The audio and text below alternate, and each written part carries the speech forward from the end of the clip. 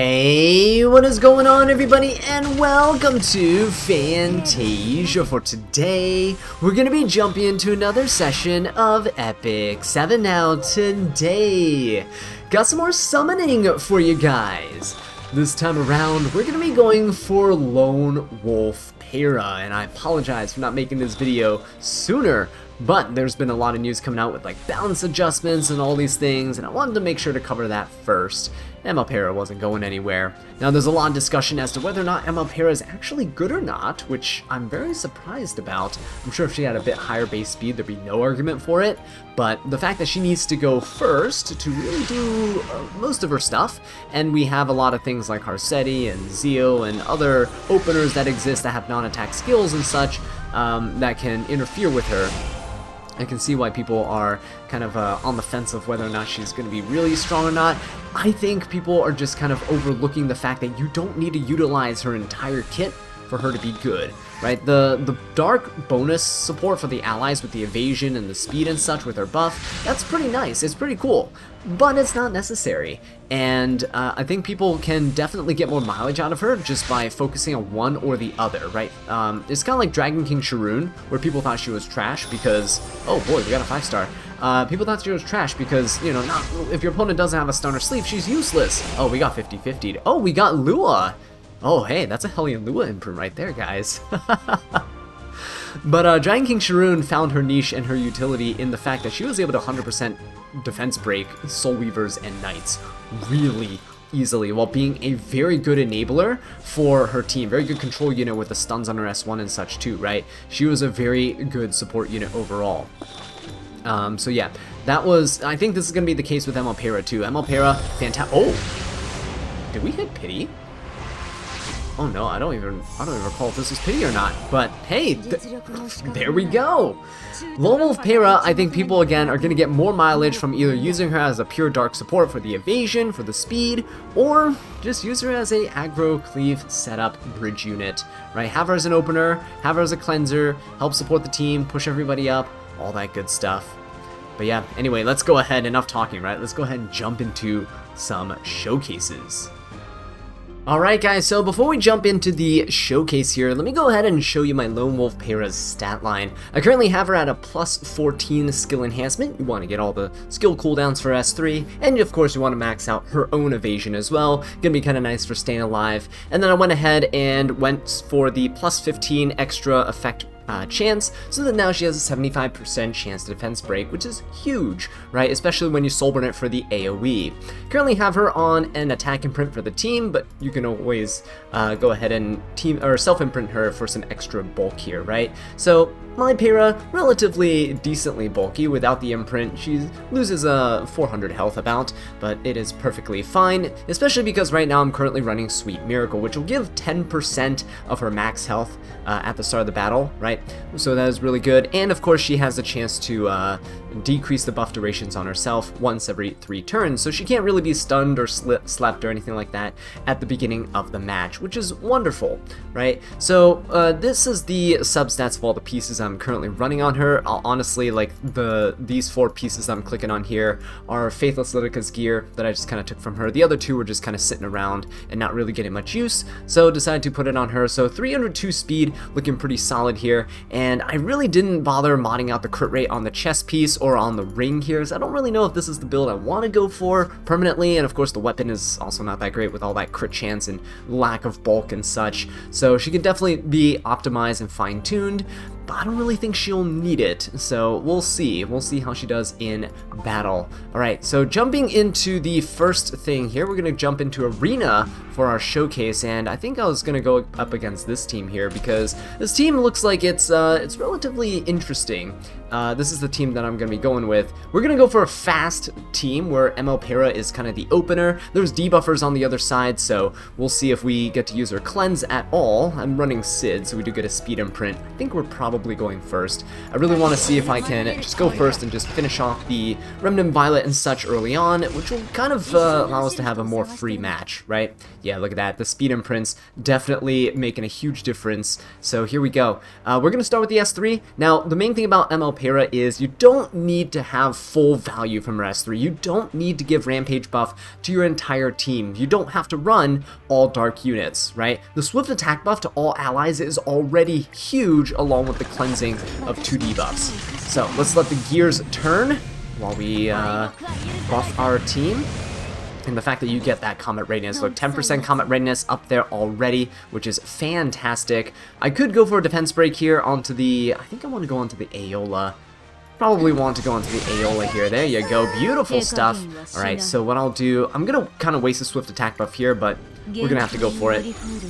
Last piece Corinne does take an extra turn, but Elagos will make huge use of it, because Elagos' S3 already gives him the extra combat readiness, so he'll be able to take an extra turn immediately. We'll go for the Remnant Violet. I think this should kill. Crit, there you go. Only a 20% chance to miss there. Elagos comes in, he's going to finish things off. Beautiful stuff. Now, with Elagos here, I could just S1 and dual attack at this point, but his S3, I just want to show you, his S3 gains 50% combat readiness, right? Which is amazing, because if I go for, let's say the Laya, just go ahead and hit her here. He's going to take an extra turn after this, because the swift attack buff here, see, look at that. He's going to go ahead and jump up in combat readiness 100% here. Sid was a little beyond 100%, therefore he was able to cut. That's all good. Get a soul burn, kill off the Laya. There you go, look at that swift attack buff. Look at that swift attack buff right here. See, letting us zoom by, but this actually just grants him an extra turn when we're defeated. If not, he would have been up here. He would have cut the last piece Corinne and the Peira too, which would have been huge. Yeah, look at that. Just a very, very hyper-aggressive team. Swift attack buff, really nice for Elagos taking that extra turn. You can dual attack with him right afterwards as well, so it is kind of scary. But of course, we can test ML Peira without having some form of an evasion team, especially Remnant Violet here. Now, he's not on a very optimal build. I still need to go in and fine-tune his stat line here, but this is what he's currently on, just for reference, right? Not a fantastic Remnant Violet at all. Can definitely be much better. However, bring him with Closer Charles here. This is Closer Charles' stat line, just real quick. Just so you know for reference, he's not a super fast closer. He's a bruiser, which I do like him as, and he's a lifesteal build, kind of like Remnant Violet. So we have 2 lifesteal evasion bruisers here, and they're gonna have 70% evasion. With Peira's buff, it's gonna be 90% evasion, right? Which is really, really nice. We're gonna go up against this team, which has Young Senya, Mort, a Lionheart, which is kind of questionable, but and then there's a an ML Hua Young as well. The Hua Young is really what I want to try to kill here first. I want to see if I can deal with her pretty easily, and then hopefully the evasion is going to help us out against the rest of the team. ML Politis is going to shut down the Young Senya, and then Lionheart, well, Lionheart will kind of get some use from my opponent because we do have dual attacks from ML Politis. But we should be fine. Here we go. This is a team that makes full use of the Rampage buff. We're also going to get that beautiful Swift attack buff. And after Remnant Violet gets his buff, which is coming out in a couple weeks, he will be able to take an extra turn after he uses S3 if he's paired with ML Peira, right? But here's the main thing here, right? We're going to go for the... Ooh, who do I want a defense break, actually? Huayang can't be defense broken. I could go for... You know what? I could go for Mort. Let's go for the Mort. Nice. Good defense break. I did not actually want him to do that. Ooh, Remnant Violet, you're kind of throwing for me here. You're kind of throwing for me, buddy. Because now he's going to get a barrier, and I did not want his team to get a barrier. And I really didn't want Emma Huayan to proc either, so here we go. Oh, he's going to go for the Violet. Thankfully, we are alive. Okay, thankfully we're alive. Let's go for an S3. So Closer Charles is going to give himself an evasion buff. He starts with evasion now due to his previous balance passive adjustment. And look at that, Swift attack buff, right? Look at that. Closer Charles at 70%. He gives himself the 20% combat readiness boost as well. And he gets that 50% from the Swift attack buff. So now he's at 70%. He's about to lap this Mort. But we really do gotta take care of this Lionheart Sirmia. So let's go ahead and S3. We'll try to push everyone back just a little bit. There you go, beautiful stuff. And now Remnant Violet can go.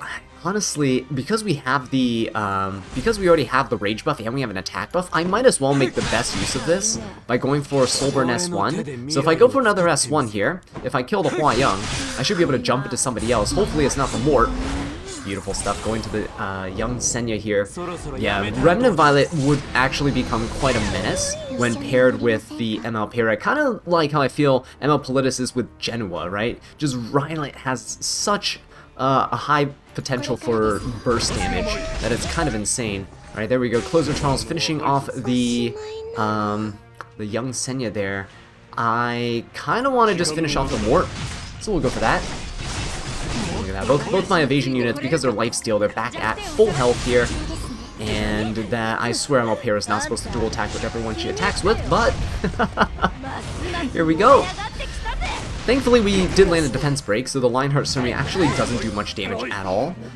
She is a defense scalar unit. There we go. We are going to dual attack. This will proc her, but it's fine. Do keep in mind that even if you Soulburn with Peira, you don't get a 100% chance to defense break. Okay, but we will just go for it. There you go, land at that defense break, that's huge. And then we'll just go for the S3. Should easily slice through Lionheart's defenses here, especially with Remnant Violet with defense penetration and on a penetration set. So there you go, full-on evasion team. We could push this even further by bringing in Assassin Cartuja though.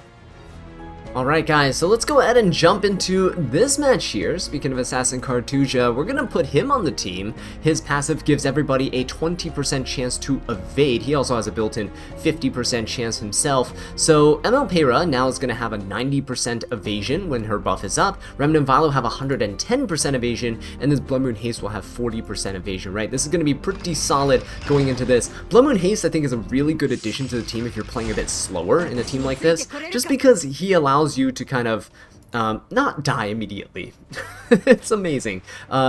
If you lose a unit or so, you have chances to come back, and then you won't just get snowballed over, right? Run over. Because evasion units tend to be a bit more fragile, a bit more susceptible, right? Especially when they get RNG hit. I know that Rylite here is invincible right now for now, but again, there's no damage mitigation on the team, so it's kind of iffy. What we're going to do is ML Politis is going to go afterwards. I don't know if I really want to push up the Assassin Cartuja, so let's just go ahead and S1 into the Bellion. We'll defense break. Unlucky, we get countered into immediately. We get salvoed into immediately, but at least this is okay. The Assassin Cartuja does get pushed up a little bit there. He got hit though, so no CR push. He's gonna push everyone back with the ML Politis. Okay, this is fine. So now Bellion's gonna come in. A lot of debuffs gonna land on us here. ML Peira though is perfectly fine. She has Sweet Miracle to cleanse herself if needed. Blood Moon Haste gonna be healing up the team. Look at that. This is why he is so nice in an evasion team.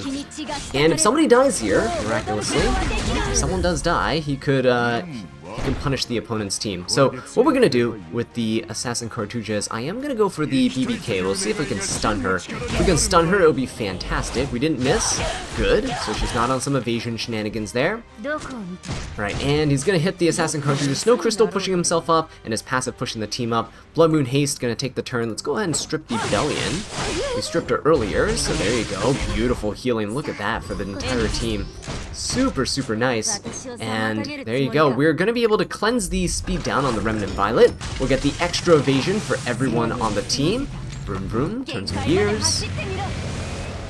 Alright, and the swift attack buff is now in effect. So let's go ahead and defense break this Bellion. How about that? There you go, beautiful. We can't soul burn because the Bellion's on the other side, but it's okay. Remnant Violet, if he had his buff here, he would be able to S3 and then take an extra turn and then kill something again. But for right now, what I think I'll do is we'll go for the BBK. I really want to make sure that, because she's going next, I really want to make sure that we proc her immortality as soon as possible. There you go, beautiful stuff.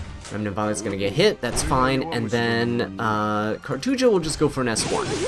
So, Navy Captain Landy now has the ability to S3, which is very, very dangerous. However, no, we do get pushed up. However, we do get pushed up. Oh, ooh, that does not look great right now in terms of our in terms of our HP. Okay, so hoping right now that the Blood Moon Haste doesn't die from this attack here. It is a pretty tanky Navy Captain Landy.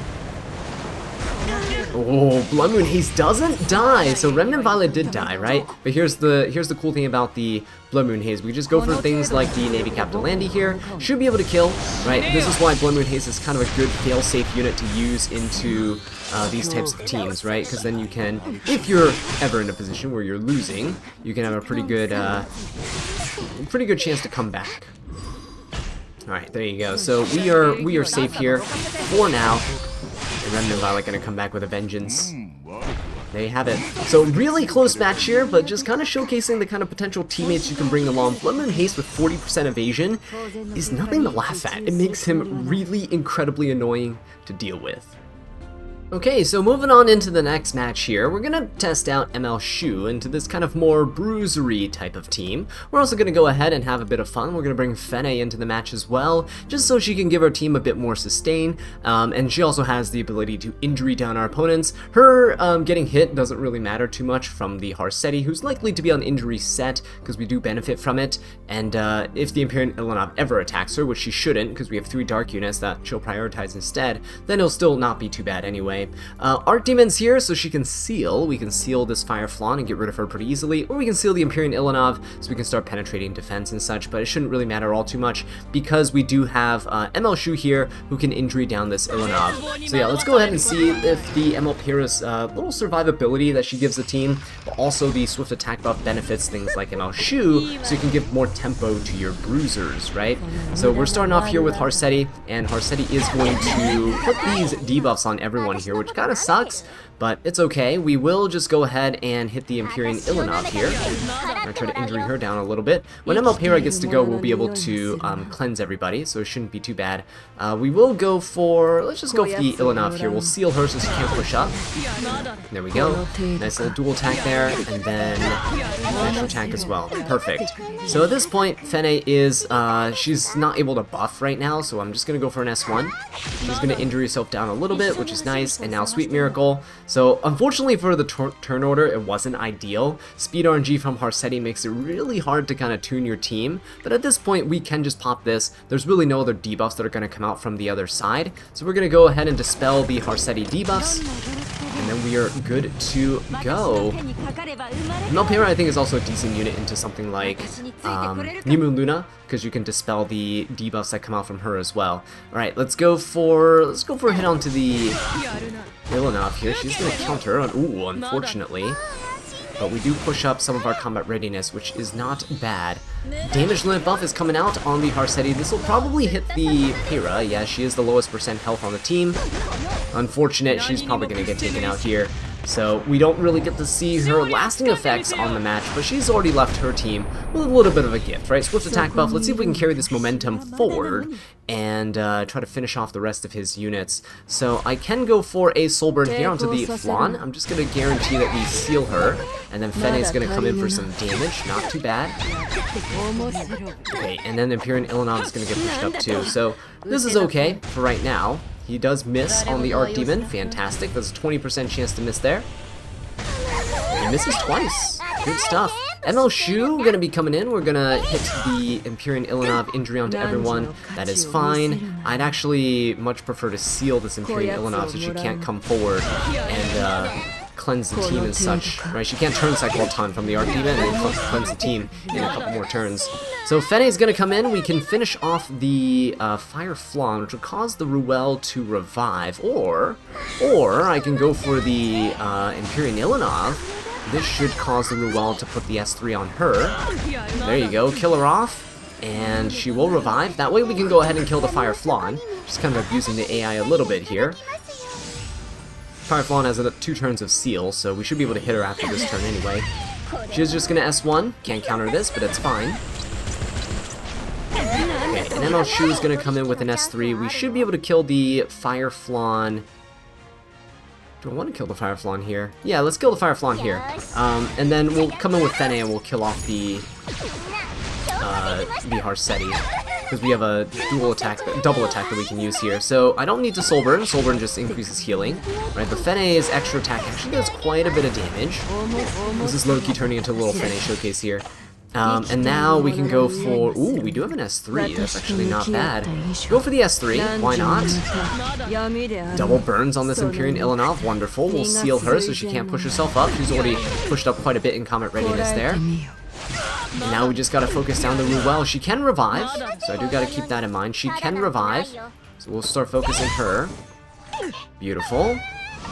Ooh, Empyrean Ilanov actually healing with that dual attack. It's okay, because we can just ignore her for right now. She has double burns. She will go down if she doesn't die to this Archdemon anyway. There you go, Spirit Lord's Protection. It is fine. We are just gonna go for the S1. Dual attack should kill her off, and there you have it. I think Empyrean Ilanov is done for. Yep. Oh, actually, we lap her again. So there you go. Now she's down for the count. So in the next one, we'll do one last showcase. We'll try to do a bit of more evasion fun. So why not go ahead and test things out with Arbiter Vildred. Arbiter Vildred has Archdemon's Might as his passive ability when he revives, which gives him 50% evasion. Now he doesn't have this at the start of the match, do keep that in mind. Mine is on Moonlight Dreamblade, so he does have 20% evasion for right now, 20% from ML Peira's buff, and 20% from the Assassin Cartuja, so he's going to start with 60%. Once he revives, if Peira's able to put the buff back on him again, he can get up to past 100% evasion, but even then he'll have 90% with just the Assassin Cartuja, right? So good enough. What I'm testing out here right now is going up against debuffers that need to physically hit your team, such as Knockwall over here. You do have a pretty good advantage when you bring in evasion units. Now obviously if ML Peira doesn't go first, we don't get the huge evasion buff, but typically Knockwalls are slower than 300 speed most of the time, so we should be pretty safe here. We are gonna go, we could go for the S3. Here's the thing, if we go for the S3, I can't cleanse the debuffs later. But if I go for the S3 now, it guarantees that we'll at least be able to push up some of our units on our team, and we just pray that Knockwall misses. I'm going to go ahead and just do this. We're going to give ourselves the evasion buff here. Right, the Rampage buff, which allows us to get evasion, okay, and that way we can hopefully, give ourselves a little bit of a advantage going into this. So I am going to go for Assassin Cartuja's S3. I'm going to try to defense break this Blood and Haste. Apparently we missed the 75% chance to defense break there. It's okay, but we do get the defense break here, which is wonderful. Now Knockwall, as long as she doesn't hit us, right? She shouldn't hit the Rylet. She can hit the RB. Oh, hang on. Wait a minute. Hang on. Whoa. What is going on here? Oh my god, she got the, so the reason she was able to do that is because of Jacko's buff. Jacko gives the buff to the backline unit, and she was able to stun. She was able to stun everybody, even on miss, she was able to stun. So unfortunately, we're not doing too good right now. The good thing is, RB is actually hanging in there. So with all the bad luck that's going on, at least Arbiter Vildred with his evasion was able to hang on for dear life. Mine is a Bruiser degen RB. So we will just pop the S3 here. We'll try to kill. Beautiful. Right, and then Peira with the Sweet Miracle is able to cleanse herself. I could go for an AoE defense break, but we're never hitting this flan anyway, so I might as well just hit the Knockwall.